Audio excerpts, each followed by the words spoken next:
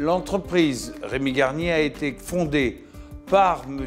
Rémy Garnier en 1832. Son fils lui a succédé, il a vendu son entreprise.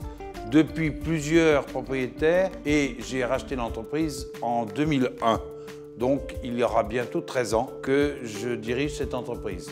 Elle a toujours été spécialisée dans la fabrication de produits de fermeture de portes et de fenêtres à base de bronze.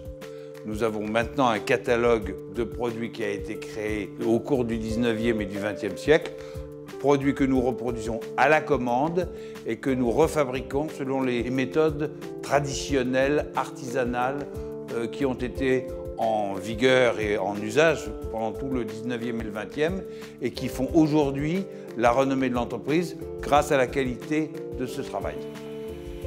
Un produit de quincaillerie ou de serrurerie fait appel à beaucoup de métiers successivement. Parce qu'on commence par de la fonderie, ensuite il y a les ébarbeurs, il y a les ciseleurs, il y a les tourneurs, il y a les monteurs en bronze, les polisseurs, les metteurs au bain, les patineurs. Tout ça, c'est des métiers qui ont une vraie spécialité qui correspondent à une étape de la fabrication et de l'évolution du produit.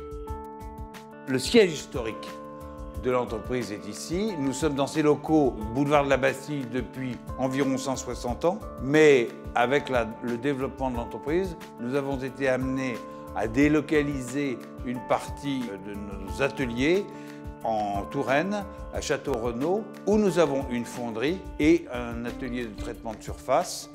On fait de plus en plus de sur-mesure et même à travers nos produits les plus classiques qui ont été créés au 19e et qui sont dans notre catalogue depuis cette époque-là, nous sommes amenés très souvent à les adapter à la demande du client.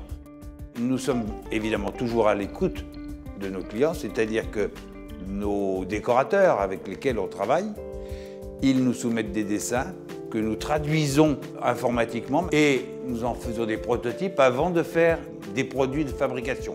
Ça enrichit la collection, ça nous oblige à adapter nos modes de travail et nos modes de production aux conditions d'aujourd'hui. C'est très important de savoir qu'on a vis-à-vis de l'extérieur et vis-à-vis de la clientèle étrangère qui est essentiel pour nous parce que ce n'est pas le marché français qui pourrait continuer à nous faire vivre seul.